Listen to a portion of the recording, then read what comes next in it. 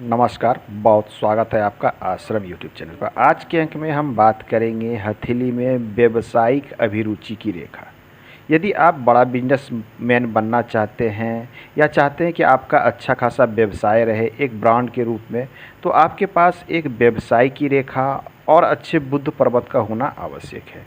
आइए आज का अंक हम शुरू करते हैं। इस हथेली में जब हम देख रहे हैं तो एक रेखा देखें, बिल्कुल ये लाइफ लाइन से सटते हुए कुछ इस प्रकार से जाती हुई ये बिल्कुल बुद्ध पर्वत पे चली गई, कहीं इसका स्टॉपेज नहीं है। ये बिल्कुल ऐसी जो रेखा है, ये रेखा सभी के हथेली में नहीं मिलती है, या फिर मिलती भी है तो ये रेखा शुद्ध रूप में नहीं मिलती।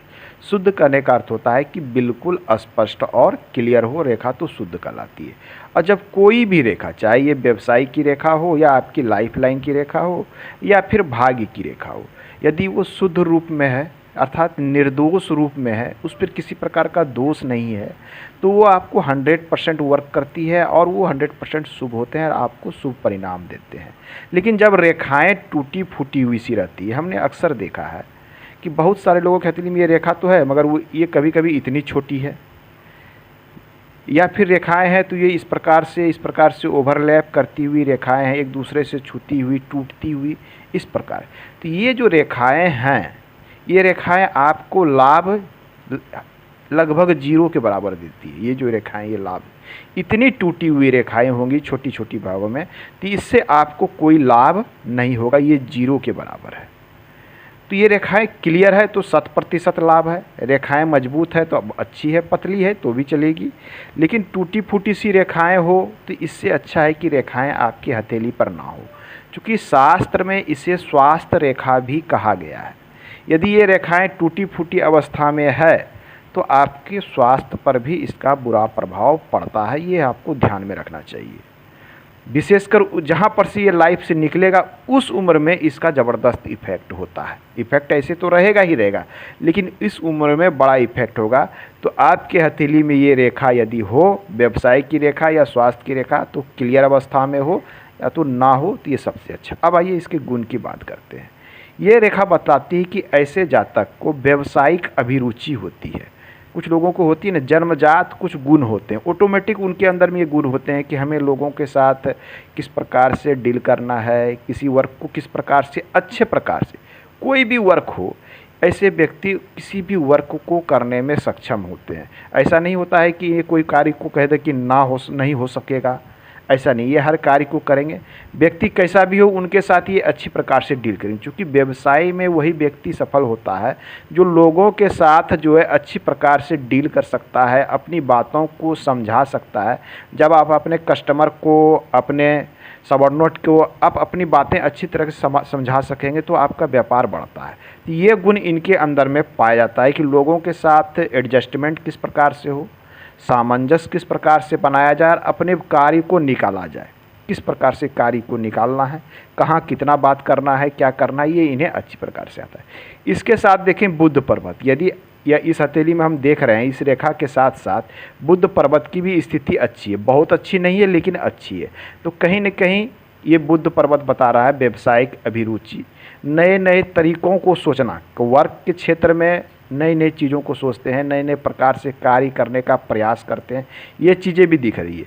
बुद्ध पे यदि यहाँ पर आपकी रेखाएं दिखती है इस प्रकार से, जिनके भी हथेली में इस प्रकार से 2-3 रेखाएं दिखती हो, ऐसे जातक नए इन्वेंशन करने वाले होते हैं, कुछ ना कुछ वर्क करते रहते हैं और ये वर्क को मन से करते हैं, इन चीज़ों को दिखलाता है। तो ये 2 रेखाएं देखिए स्पष्ट है कार्य को करने के। तीसरी व्यवसाय की जो अभिरुचि की होती है लाइन, वो होती है आपकी कनिष्ठिका उंगली। कनिष्ठिका उंगली यदि लंबी हो, कितनी, इस पड़ाव तक तो होनी ही चाहिए आपके इस पर्व। ये अनामिका उंगली है जो रिंग फिंगर कहलाती है। इसके ऊपर वाले पर्व तक यदि आपकी कनिष्ठिका उंगली है तो कहीं न कहीं ये एक अच्छे मैनेजमेंट करता होने का संकेत होता है। ये मनी मैनेजमेंट को भी समझते हैं कि धन को कहाँ किस प्रकार से लगाना चाहिए, कब क्या वर्क करना चाहिए, इसकी क्षमता को दिखलाती है। साथ में ये बताते हैं कि ऐसे जातक जो है, कोई भी ऐसा क्षेत्र हो जिसमें ये चाहे वहाँ वर्क ये कर सकते हैं, नॉलेज ये हर फील्ड का रखते हैं, ये ज्ञानवान बनाता है। तो ये रेखा आपकी बुध पर्वत, कनिष्ठिका उंगली, ये 3 का संयोग बहुत शुभ होता है। इनके हथेली में रेखाएं काफ़ी मजबूत और स्पष्ट अवस्था में है। बुध पर्वत सामान्य से अच्छा है, उंगली भी सामान्य से अच्छी है, तो ये एक अच्छे व्यवसायी बनने का एक शुभ चिन्ह है। नेक्स्ट हम बात कर लें इनकी लाइफ लाइन की, तो लाइफ लाइन देखिए बिल्कुल इस प्रकार से आके यहाँ तक तो साफ सुथरी अवस्था है, अर्थात ये लगभग 75 से 80 वर्ष तक की आयु इनकी क्लियर दिख रही है। उसके बाद इन्हें स्वास्थ्य पर ध्यान देना है। अब क्यों देना है, तो हमने बताया था कि रेखाएं जहां पर क्लियर है वो 100% वर्क करेगी, और जहां से रेखाएं धुंधली होनी शुरू हो जाती है, उस पर किसी प्रकार के दाग धब्बे लगने शुरू हो जाते हैं, तो वहां पर आपको सतर्क रहने की आवश्यकता है। तो देख लीजिए इसमें कुछ रेखाएं और अस्पष्ट सा या कुछ इस प्रकार से चल रही है, तो ये स्वास्थ्य संबंधी होने वाले नुकसान, शरीर कमज़ोर होने के संकेत होते हैं। तो विशेष ध्यान देंगे आप 75 के बाद अपने स्वास्थ्य पर, तो आपको यहाँ पर ये लाइफ लाइन भी अच्छी अवस्था में वर्क करेगी। ये हो गई। अब यहाँ देख रहे हैं कि इनकी ये लाइफ लाइन से ये देखिए मस्तिष्क रेखा काफ़ी अलग है। मस्तिष्क रेखा यहाँ से इस प्रकार से गई है इनकी, ये मस्तिष्क रेखा के बीच में एक गैप है। ये गैप होना कुछ मामलों में अच्छा होता है, जैसे ऐसे जातक रिस्क लेना पसंद करते हैं, कोई भी वर्क हो तो उसमें ये रिस्क लेके वो कार्य करते हैं और इनको सफलता भी मिलती है। ये पॉजिटिव चीज़ है। किसी भी चीज़ को नए तरीके से सोचते हैं, नए प्रकार से करते हैं, किसी भी कार्य को करने में हिचकते नहीं है, मन में संशय की भावना नहीं होती है। किसी से डील करनी हो, किसी से बात करनी हो, तो वहाँ घबराहट ऐसे जातक के अंतर में नहीं मिलेगी, और ऐसे जातक की प्रकृति स्वतंत्र होती है। ये ज़्यादातर जो है अपनी इच्छा के अनुसार कार्य करना पसंद करते हैं। इनका जो मन कहता है वो चीज़ लगता है इन्हें सही है। ये सब यहाँ पॉजिटिव चीज़ निकल कर आते हैं। लेकिन इसके कुछ ड्रॉबैक और नेगेटिव चीज़ हैं कि ये स्थिति बताती है कि जातक जो है किसी भी कार्य को हड़बड़ाहट और जल्दीबाजी में करता है, तो इनको ये हड़बड़ाहट और जल्दीबाजी के कारण नुकसान होने की संभावना रहती है। तो किसी भी कार्य को ऐसे जातक करें जिनकी भी ये गैप हो मस्तिष्क रेखा और लाइफ लाइन में, काफ़ी सोच विचार के कार्य करने का प्रयास कीजिएगा, नहीं तो यहाँ नुकसान वाली स्थिति भी होती है। साथ में ऐसे जातक का क्या होता है कि अलग होना मतलब ऐसे जातक अपने मन के हो जाते हैं। ये औरों को कम सुनते हैं, मतलब सुनते सबकी हैं लेकिन करते मन की हैं। तो ऐसे जातक क्या होते हैं, अपने मन के होते हैं, अपने मन के राजा होते हैं, अपने मन के अनुसार से चलते हैं। तो देखिए जहाँ तक लाभ होता है इससे, वहाँ कुछ कुछ हानि भी होती है। तो आपको समझदारी के साथ आगे बढ़ने की यहाँ आवश्यकता दिख रही है। ये हो गई इनकी इस रेखा की।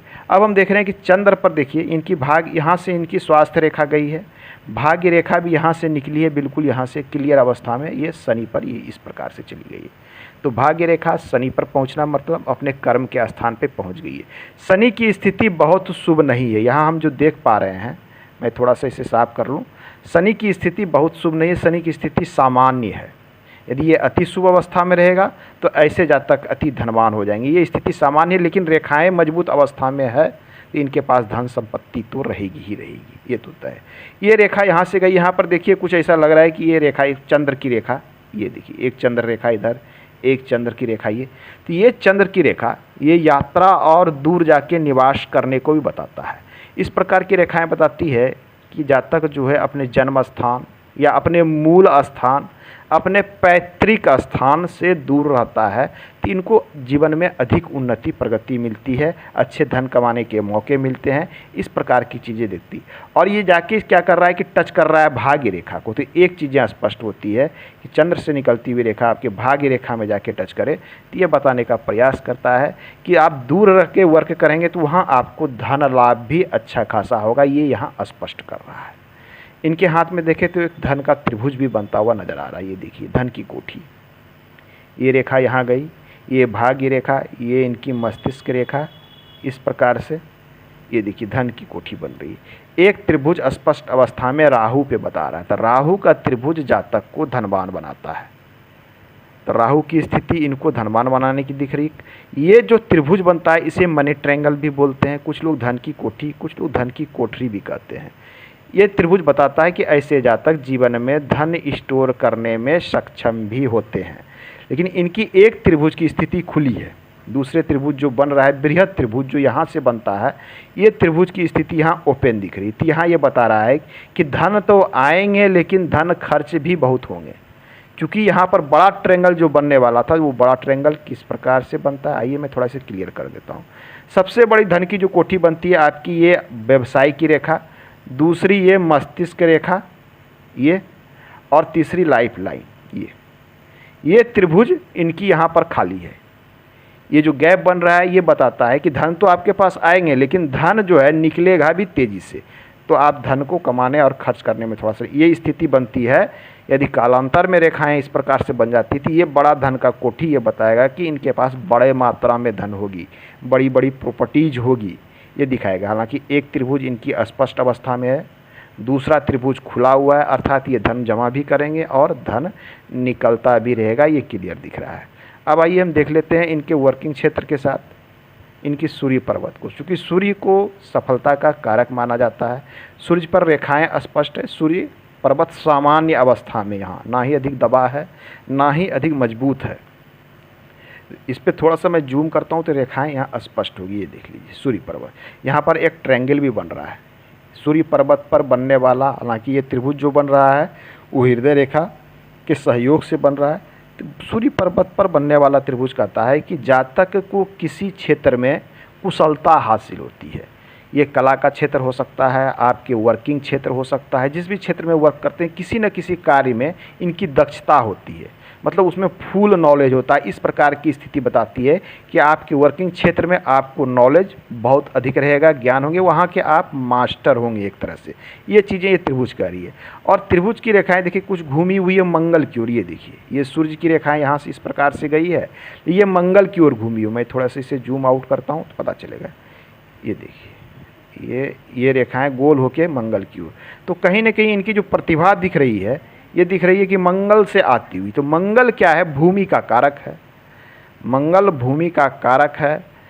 ये बता रहा है कि ये जो आपको कहीं ना कहीं से आपकी नाम और यश मान सम्मान जो बोलने बढ़ेंगे वो भूमि से, घर से, भवन से रिलेटेड या भूमि से जुड़े हुए कोई भी अन्य कार्य। इसमें खेती भी आती है, इसमें खदान वर्क्स भी आते हैं, पेट्रोलियम वर्क्स भी आते हैं, पत्थर के कार्य भी इसमें आते हैं, घर का निर्माण भी इसी में आता है, मिट्टी का वर्क, बालू का वर्क, पत्थर का वर्क, इन सब चीज़ों से इनको लाभ होते हुए दिखेगा और इनको जो है पहचान इससे अधिक मिलेगी। ये क्लियर कर रहा है ये रेखाएं।